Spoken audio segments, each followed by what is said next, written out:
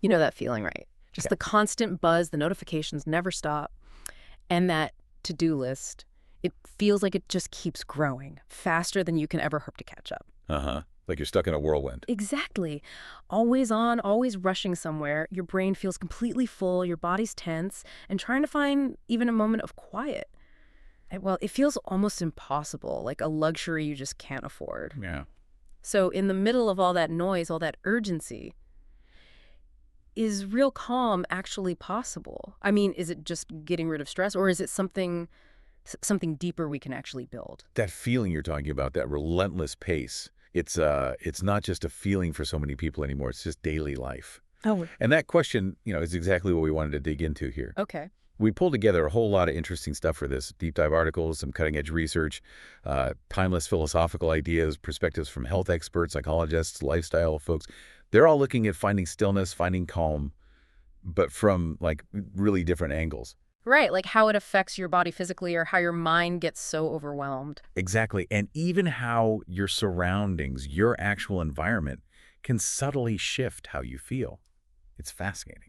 So our mission here for this deep dive is really to get beyond just the surface level stuff. We want to pull out the really potent nuggets, the practical knowledge, the surprising bits from all these different sources, and bring them straight to you. Mm-hmm. The idea is to give you some practical tools, a deeper understanding maybe, so you can actually start carving out those moments of peace, cultivate that stillness inside yourself, no matter how crazy busy the world feels outside. Absolutely. Yeah. It's not really about escaping modern life, because Yeah. let's face it, that's tough. It's more about building your capacity to navigate it all from a place that feels more grounded, more centered. Building your inner sanctuary. I like that. Yeah, kind of like that. Okay, so where do we start? Maybe with the physical body. Because like you said, this feeling of being stressed or swamped, it isn't just in your head, is it? It shows up physically. Oh, absolutely. Profoundly.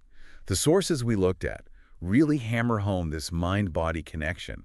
And one of the most common ways stress shows up, often without us even noticing, is in how we breathe. When we're stressed or anxious or under pressure, our breathing tends to get really shallow and quick, often high up in the chest, right? Yeah, I do that. It's a natural part of the body's stress response, totally subconscious most of the time. But here's the really interesting bit, according to the research, that shallow breathing, it doesn't just happen when you're stressed. It actually makes the physical feeling of stress worse.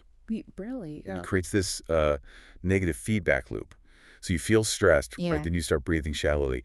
And that physical state, the shallow breath, actually signals back to your brain, yep, danger, still stressed, which then makes you feel even more stressed and agitated. Whoa, that's a vicious cycle.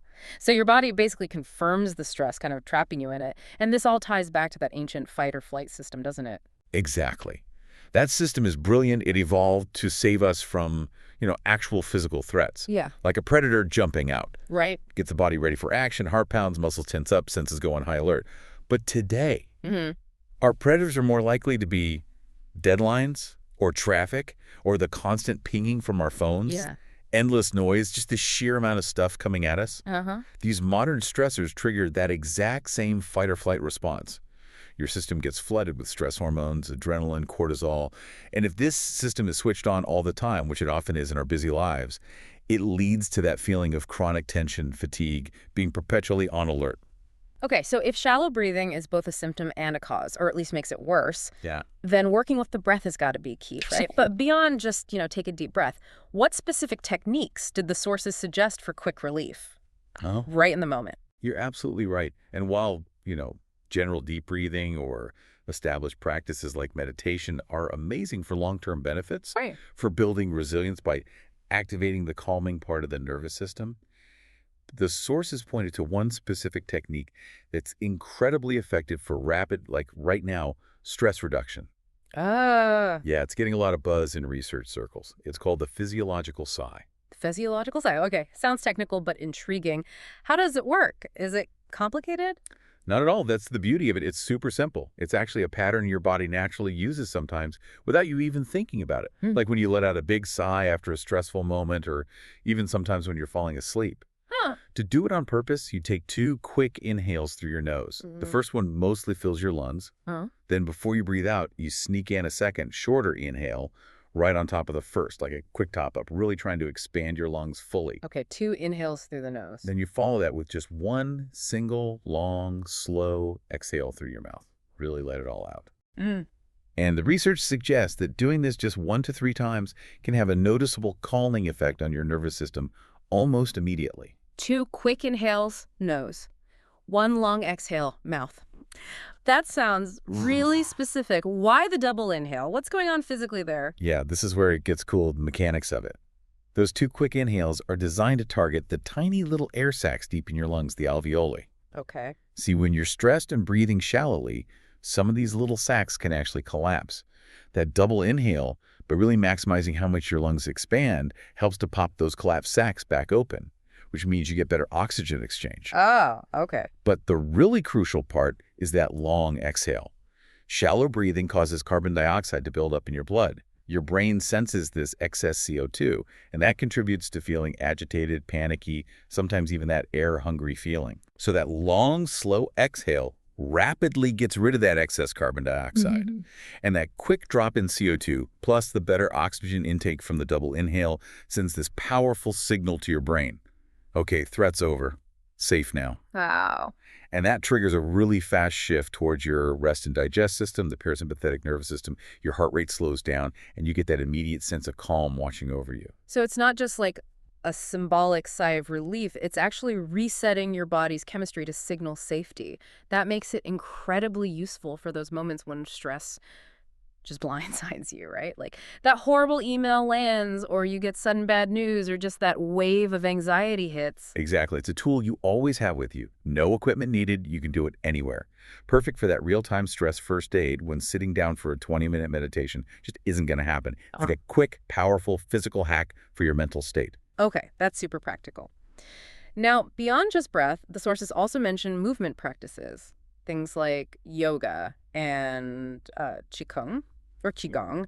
How did those physical disciplines help with finding calm, either right away or maybe building it up over time? Yeah, these are really profound practices because they deliberately weave together the body, the breath, and the mind. They create this kind of holistic path towards calm and balance. And practicing consistently, according to studies mentioned in the sources, can actually lead to healthier, more resilient stress responses overall. How so? Well, regular yoga practice, for instance, is shown to increase the activity of that parasympathetic nervous system, the calming branch we were just talking about. It promotes better autonomic balance over time, which basically means your system gets better at not jumping straight into stress mode, and it recovers faster when it does get triggered. Ah, so it builds your capacity to handle stress before it even feels overwhelming, like preloading your calm response. Precisely. It builds that inner resilience. And the sources also highlight how certain yoga poses, especially the restorative ones, think like child pose, cat-cow stretches, legs up the wall pose, they actively help you relax by releasing physical tension that builds up from stress, and they naturally encourage slower, deeper, calming breaths. They basically invite your body to just soften. Makes sense. And Qigong, how does that work? Qigong or Qigong works on a similar principle, really. It focuses on cultivating your internal energy, your qi, through these really gentle flowing movements combined with focused breathing and mindful intention. It's described as just an extraordinary tool for stress reduction. Okay. It has these core pillars, Yeah. body, breath, mind, all working together. The basic idea is that by consciously relaxing your physical body through these gentle movements, your breathing naturally starts to slow down and deepen. Right. And as your breath gets slower and deeper, your mind tends to become calmer, more centered. It's like a beautiful feedback loop. But going in the opposite direction of stress, body relaxes, breath slows, mind stills. So both yoga and Qigong offer these pathways to calm by starting with the body's physical state, which then influences the breath and ultimately the mind. Okay, section 1 gives us these really tangible physical tools. Now let's shift focus a bit more inward to the mind itself, because honestly, a huge part of that feeling of overwhelm definitely seems to start there.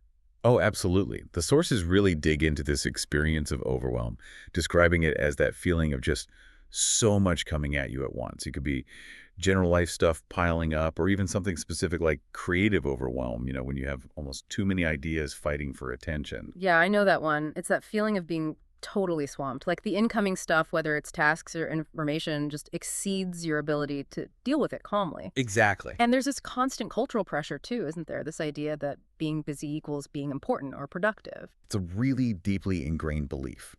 One writer we looked at put it beautifully, that stress is basically a disconnection, forgetting to breathe, and buying into the idea that everything is an emergency. Even when, if you step back, it's really not that critical. Mm. And that belief fuels this pervasive feeling that if you're constantly busy, you must be achieving more. But the sources really challenge that. They point out that historically many cultures valued quiet contemplation, downtime. They seem to intuitively get that constant rushing isn't actually healthier or more sustainable or even truly more productive in the long haul. It feels like productivity because you're always doing something, but maybe you're just busy being busy Right. without real depth or focus behind it. Precisely. And your brain actually pays a pretty big price for that constant stimulation, that perceived need to multitask all the time. The sources really emphasize that your brain needs downtime. It's absolutely essential. Well, think about your phone, right? If you have way too many apps open, running in the background, it slows right down, maybe even crashes. Your brain is similar, just way more complex. When you're constantly switching tasks, checking notifications every 2 minutes, bombarding your brain with new stuff, you're basically stopping it from doing its crucial background work. Like what kind of work? Things like actually processing the information you've just taken in, consolidating bits of info into lasting memories, and this is key for anyone needing insight or solutions generating creative ideas. That doesn't happen when you're frantically switching focus.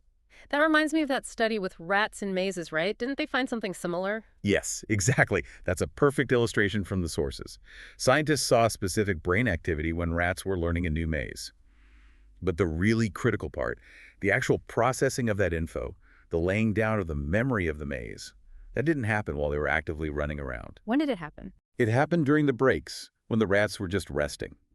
So if your brain is constantly dealing with new input, you interrupt that vital process of learning, memory making, creative thinking.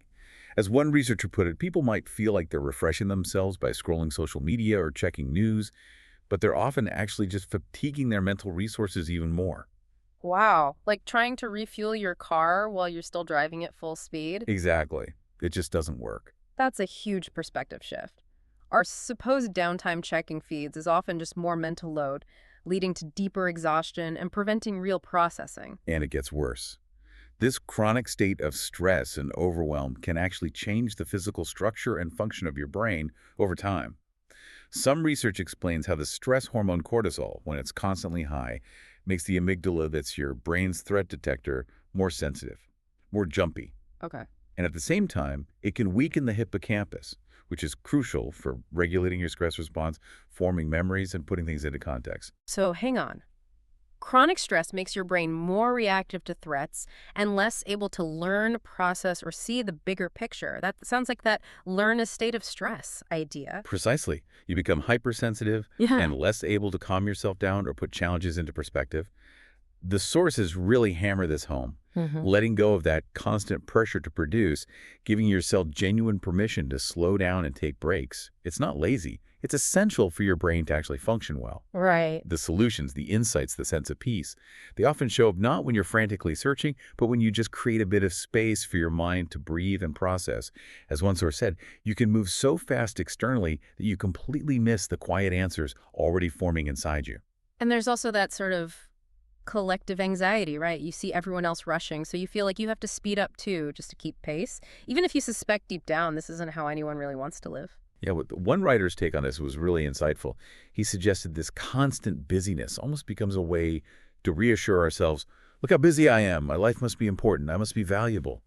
Yeah. But it's often this dynamic we kind of impose on each other through cultural norms and expectations. So giving yourself permission to slow down sometimes, to occasionally say no to things that aren't truly essential, to just be present without a specific goal, these are actually subtle but powerful acts of rebellion against that constant, often self-inflicted rush. And that leads us perfectly into the idea of presence. Mindfulness. If the problem is this overwhelmed, constantly stimulated mind, then mindfulness seems like a really potent antidote. It's presented exactly like that. Mindfulness basically is the practice of intentionally paying attention to the present moment. Yeah. Fully aware, but without judging it. There's a common misconception that it's about emptying your mind, stopping all thoughts. It's really not. It's more about learning to observe your thoughts, your feelings, physical sensations, what's going on around you as they happen, without getting swept away by them or labeling them good or bad. Like watching clouds drift by. Exactly like that. You notice them, acknowledge them. Ah, there's a thought about my deadline. And then you let them pass without clinging to them or pushing them away. It sounds simple when you say it like that, but for a mind that's used to being busy, just being present can feel incredibly difficult. Oh, it absolutely takes practice. It's a skill like learning anything new. Your mind will wander out. That's just what minds do. The actual practice is gently noticing when it's wandered, and then kindly guiding your attention back to whatever you chose to focus on, often the breath, without beating yourself up about it. But the benefits, even from just short bits of practice, are really well documented and quite compelling. Mindfulness is shown to help reduce stress and anxiety. It can boost creativity because your mind makes new connections when it's focused. It improves attention span, memory, concentration. It can even strengthen relationships because you're actually present with people. Yeah. And it helps manage symptoms of anxiety and depression. So, for someone listening who feels completely swamped right now, thinking, great, one more thing I have to add to my list, where do they even start with mindfulness? That's a really common feeling. And the sources offer some simple, really accessible ways in. They emphasize it doesn't have to be an hour on a meditation cushion right away. You can weave it into things you already do. Like what? Like a basic practice is just focusing on your senses during routine stuff. Yeah. When you brush your teeth, really notice the feeling of the brush, the taste, the sound. When you're eating, pay attention to the texture, the smell, the flavor of each bite. Just small moments of intentional awareness. Another simple thing is just taking a few seconds, maybe between tasks, to notice what thoughts or feelings are present without getting involved in them. Then gently bring your attention back to the feeling of your breath. Even these tiny little moments, sometimes called micro breaks, if you do them throughout the day, they really add up. They have a significant positive effect on your nervous system, your mental state. It's just about taking tiny steps out of that autopilot mode we're often stuck in. I really loved that suggestion from Thich Nhat Hanh about imagining your phone ringing not as this urgent demand. Ah, yes. But as a temple bell. Yeah. It's such a beautiful and practical way to reframe it, isn't it? Yeah. Instead of that usual jolt of stress or urgency you get from a notification, you train yourself to hear it as this gentle reminder, a temple bell prompting you to just pause, take one mindful breath, slow down for a second before you react. It turns a common stressor into a cue for calm. Exactly. It's about changing your relationship with the trigger, not necessarily eliminating the trigger itself. Okay, building on that idea of presence, the sources also talk a lot about emotional regulation. What exactly does that mean? Emotional regulation is basically your ability to intentionally influence your emotions, which ones you have, when you have them, how intense they feel, and how you express them. And it's really important to stress it is absolutely not about suppressing emotions or pretending you don't feel things. That usually backfires anyway. Right. It's more about developing the skills to navigate your inner emotional world more effectively, more healthily. Sure.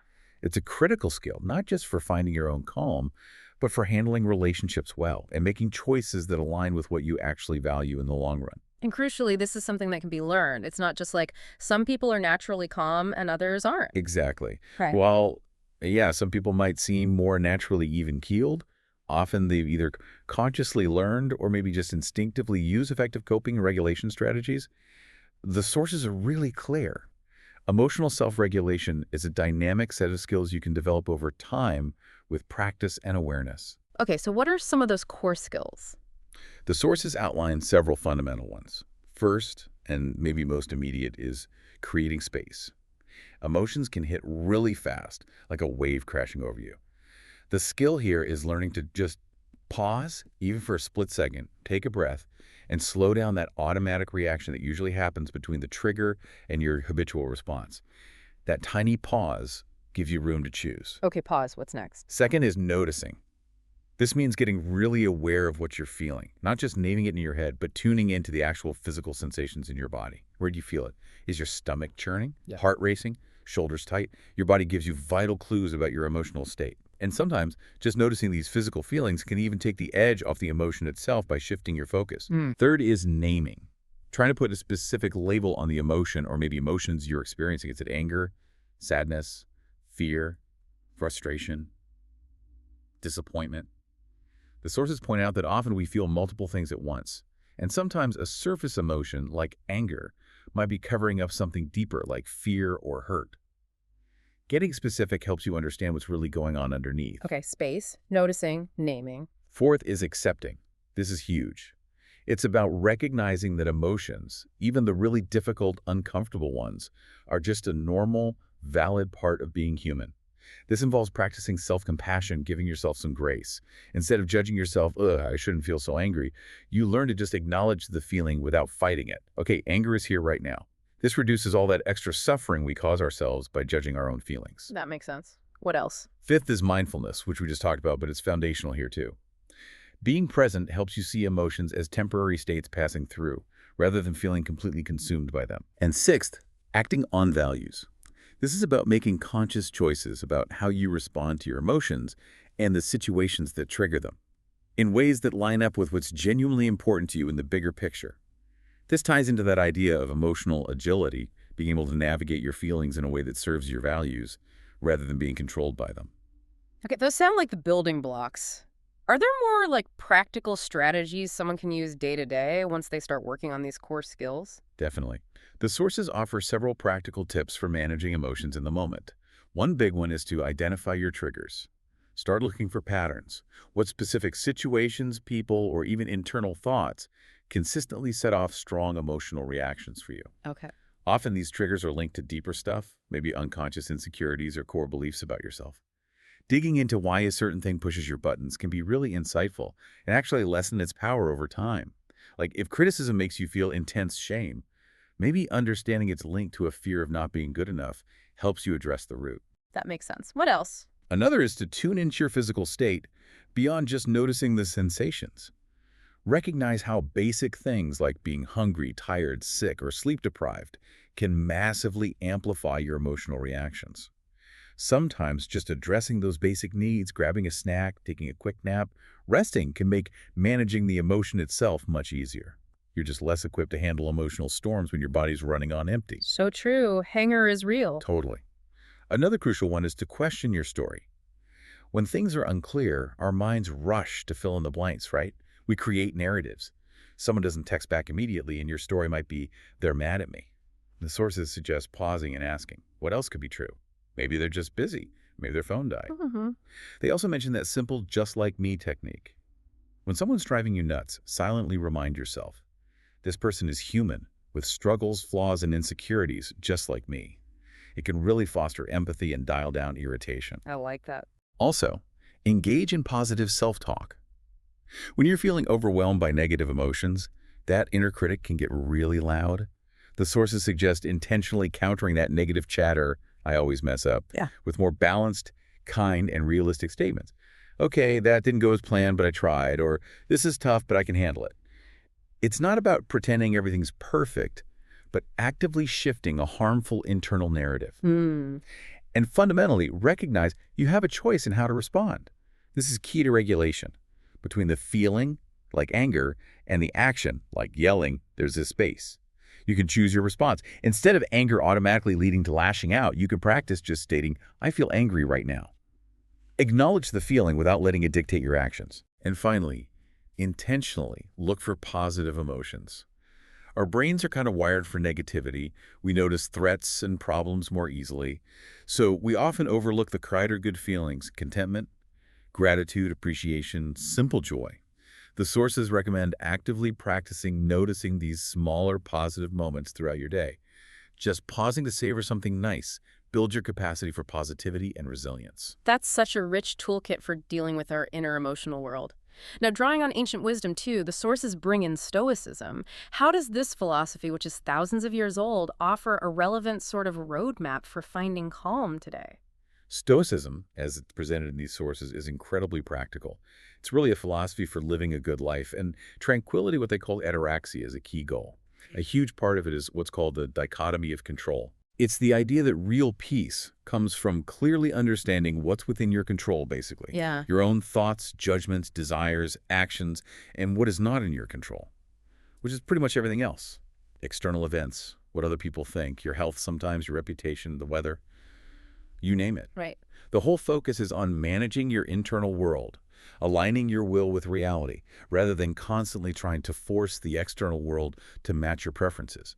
It's about adjusting your expectations of life and changing yourself in response to things instead of trying to control everything out there, which is exhausting and usually futile.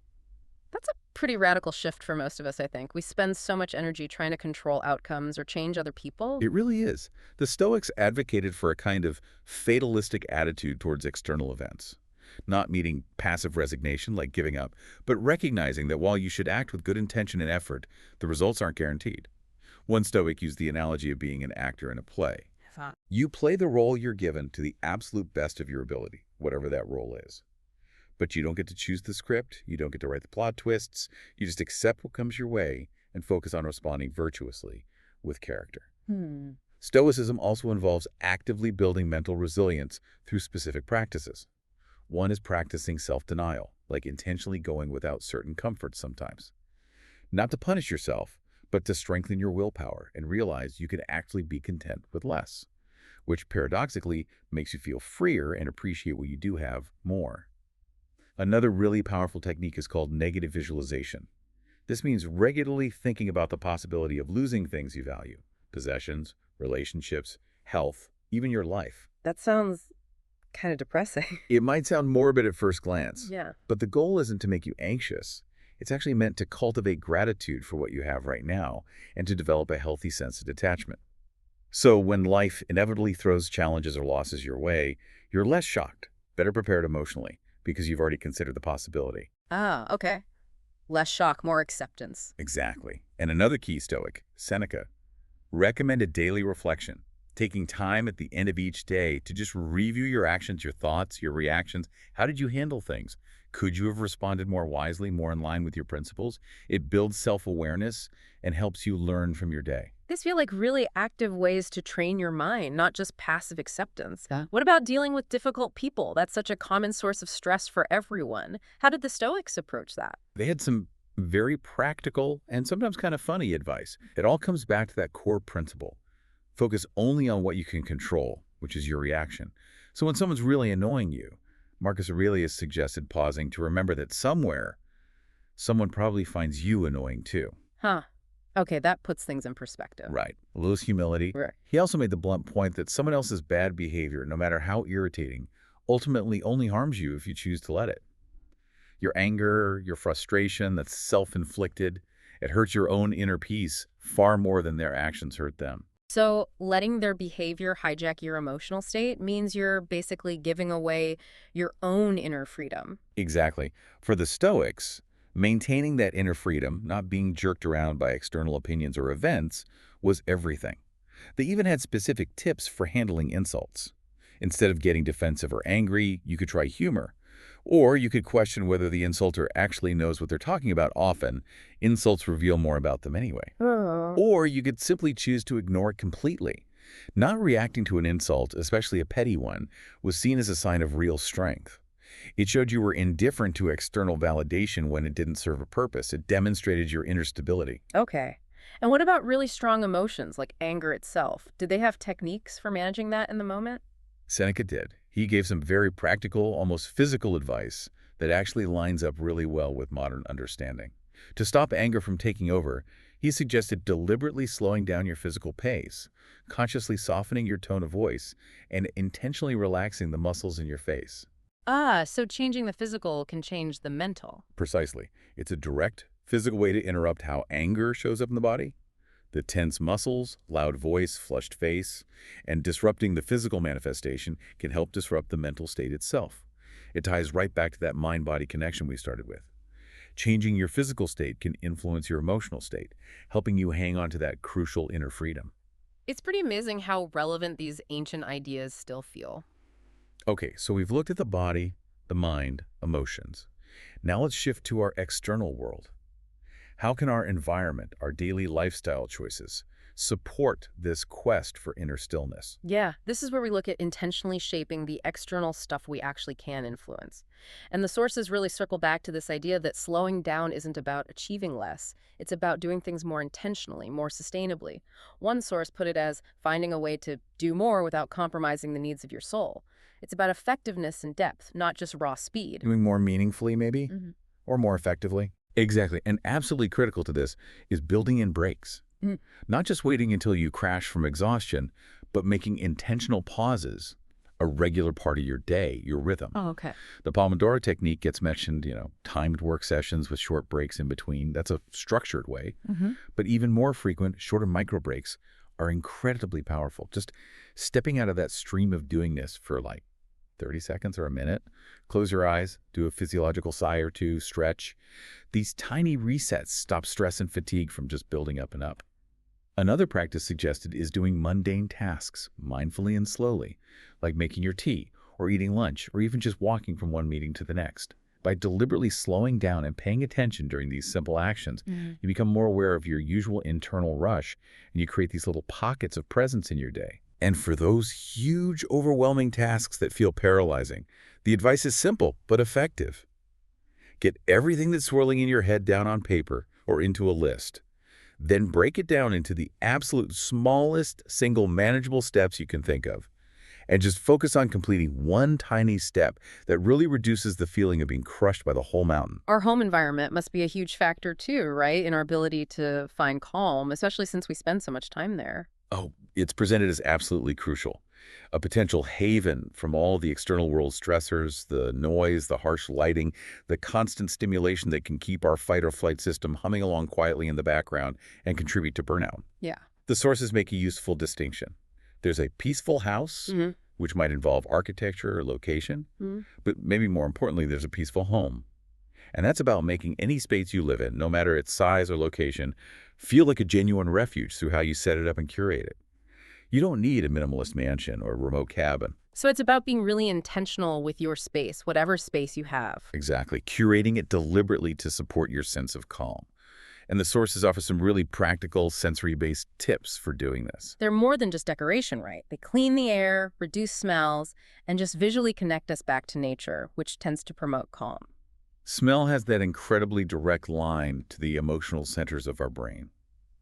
So scented candles, diffusers, natural scents like citrus, woody smells, florals, they're specifically mentioned as influencing mood and triggering calm responses. Even just the sound of a crackling wooden wick candle can be soothing. What you put on your walls matters. Choosing art that evokes peace or positive feelings definitely contributes to the overall vibe. This involves thinking about things like color blues, greens, soft neutrals often feel calmer. Or maybe using some principles from Feng Shui, even loosely, just to create harmony.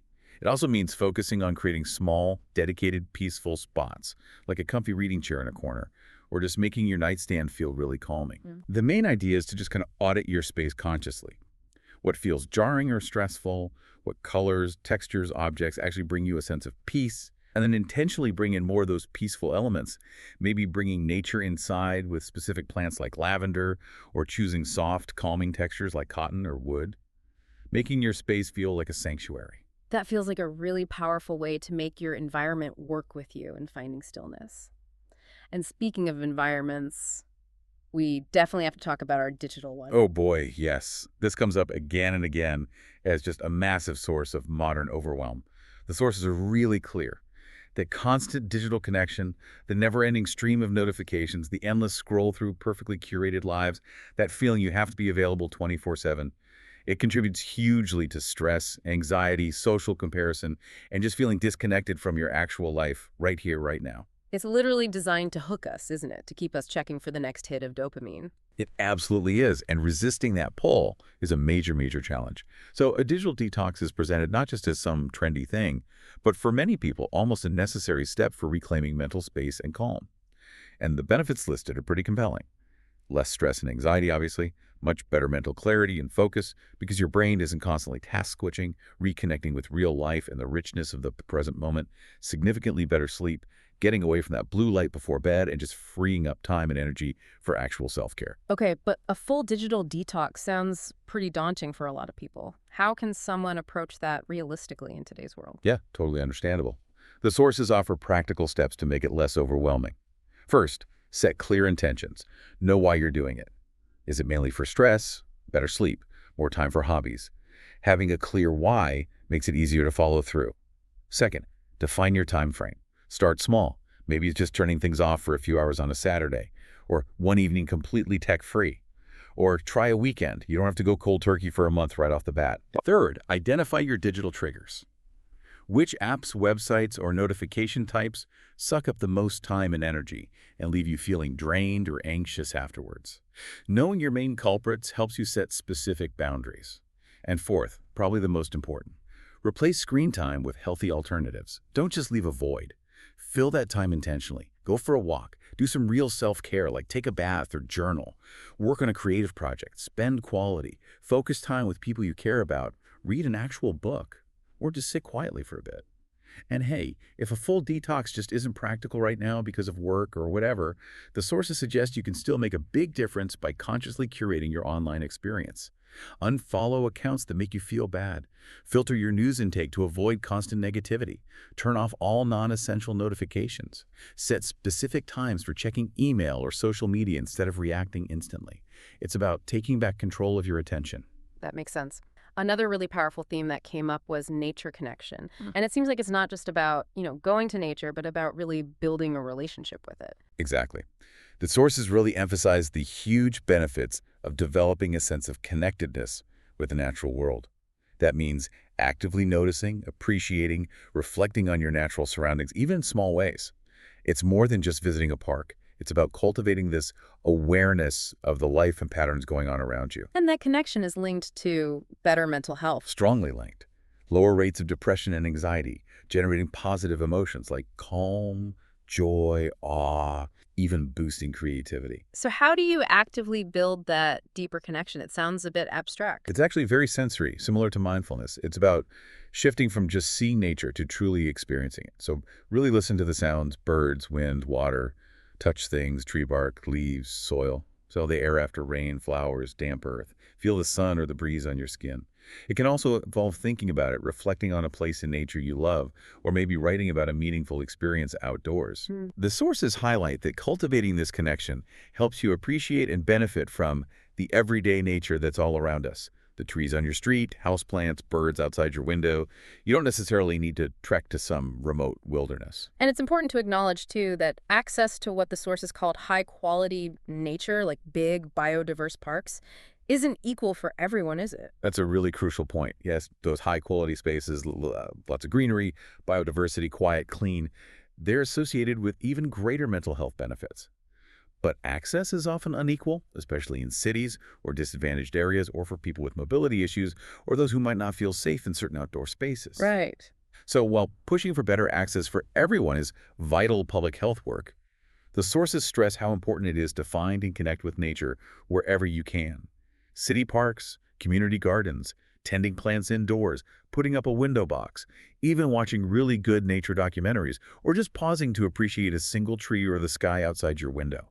The key is the act of noticing and connecting wherever you happen to be. So intentionally weaving nature into daily life in whatever way works for you. Short walks, plants inside, opening windows. Exactly, making it a conscious, regular part of your rhythm. And this ties right into the broader, foundational practices of self-care that get mentioned repeatedly across the sources as just absolutely vital for sustaining any kind of calm. Presented quite rightly as a necessity, not some kind of optional luxury. Fundamentally, self-care in this context just means intentionally nourishing yourself, body, mind, soul, through activities that actually replenish you. Reading for fun, taking a bath, hobbies, quiet time, and right alongside self-care is that critical skill of setting boundaries, learning to say no. The sources really highlight this as essential for protecting your energy, preventing burnout, and making sure you actually have time and space for what truly matters to your well-being. Saying yes to everything is just a guaranteed recipe for overwhelm. And underpinning all of this, stressed over and over, is the absolute non-negotiable importance of consistent, decent quality sleep. Having a regular sleep schedule, a calming wind-down routine, it signals safety and rest to your nervous system, creating the foundation for a calmer mind. Lack of sleep just wrecks your emotional regulation, makes you way more reactive to stress. Totally. And finally, some simple practices to proactively shift your mindset are suggested, like gratitude journaling, just taking a moment each day to jot down maybe 3 things you're genuinely grateful for. It helps counteract that negativity bias our brains have and builds a more positive outlook. And positive affirmations, repeating simple positive statements like, I am calm, I can handle this, I am okay right now. They can actually help rewire neural pathways over time, reinforcing a feeling of inner stability. Okay, so we've covered a lot: physical tools, managing the mind and emotions, shaping our environment, building supportive habits. But what about when, despite trying these things, finding calm just feels incredibly hard, like it's just out of reach? The sources acknowledge this too, right? That for some people, the challenges are much bigger. They do, and it's a really important point to make. The sources definitely acknowledge that some individuals face really significant ongoing struggles with managing their emotions. This is often referred to as emotional dysregulation, Neat. meaning they experience really rapid, intense, and often prolonged mood swings or emotional reactions that feel way out of proportion to whatever triggered them. And this significantly impacts their relationships, their ability to function day to day, their overall well-being. And this isn't necessarily just about needing to try harder with the techniques we've talked about. It can stem from deeper issues. That's correct. Emotional dysregulation can have lots of different roots. Past trauma is a big one, genetic factors, underlying physical health stuff, or sometimes simply never having had the chance growing up to learn effective emotional coping skills. It also often co-occurs with other mental health conditions. So when dysregulation is a major factor, just applying the general strategies, while still helpful, might not be enough without more targeted support. Okay. This is where the concept of distress tolerance becomes really relevant, and the sources discuss this. Distress tolerance is basically the ability to sit with uncomfortable emotions, difficult sensations, tough experiences, without immediately needing to escape them, fix them, or numb them out through potentially harmful behaviors. Right. When someone lacks distress tolerance, any uncomfortable feeling can seem absolutely unbearable, which can lead them to try and override it, avoid it at all costs, or maybe engage in impulsive or even self-destructive actions just to make the feeling stop, even temporarily. So it's about learning you can actually tolerate the discomfort, knowing it won't last forever, instead of desperately reacting to make it vanish immediately. Exactly that. The sources indicate distress tolerance is a skill that can be learned. It often involves building a kind of self-help toolkit, specifically designed for weathering those emotional storms.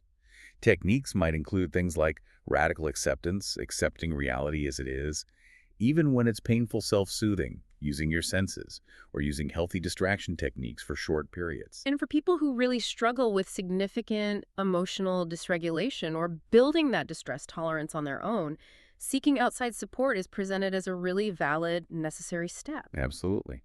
The sources are very clear on this. Learning these skills can be incredibly hard, especially if patterns of dysregulation are deeply ingrained, maybe linked to trauma. Seeking professional help isn't a sign of weakness at all. It's a sign of strength and self-awareness.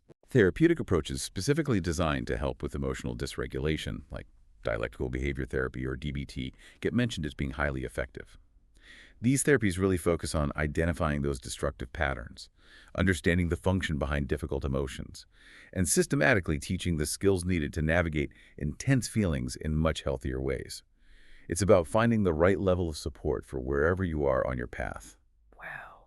This deep dive has been incredibly rich. We've covered so much ground, from like the micro level stuff, like the physiological side, all the way through ancient wisdom like stoicism, practical steps for your home and digital life, and the absolute bedrock importance of self-care and knowing when to ask for help. Yeah, and I think the core takeaway, if you boil down all these different perspectives, really is that cultivating calm. It isn't some destination you finally arrive at or a problem you fix once and you're done. It's truly an ongoing practice. Mm-hmm. It involves constantly building awareness how your body responds, what your mind is doing. It involves learning and practicing skills to navigate your inner world. And it involves making really conscious, intentional choices about your daily habits and the environment you put yourself in. And it reinforces that you don't have to completely transform your entire life overnight. Not at all. The sources really emphasize the cumulative power of small, consistent, intentional steps. That single physiological sigh when you feel tension rising. Taking one mindful micro break between emails. Consciously deciding to say no to just one extra thing that would have tipped you over the edge. Taking 5 minutes to just step outside and really look at the trees. These small actions, when you repeat them, they build resilience. They create little pockets of stillness. It's about making those conscious choices, right? Moment by moment, day by day. Mhm. Choosing to prioritize your inner peace, your well-being, rather than just getting swept along by all the external chaos. You absolutely can create moments, create spaces of stillness within yourself. Even when the world outside feels nonstop, loud, demanding. It takes awareness, it takes intention, it takes practice. But that capacity for calm, it's there inside you. So as you go about your day now, maybe navigating your own version of that whirlwind we talked about, here's something to maybe just ponder. If the world around us only seems destined to get louder faster, what does it truly mean for you personally to find genuine, sustainable quiet within yourself? And building on everything we've explored today, what single small step could you take, maybe even today, to start cultivating just a little bit more of that stillness? Something to think about.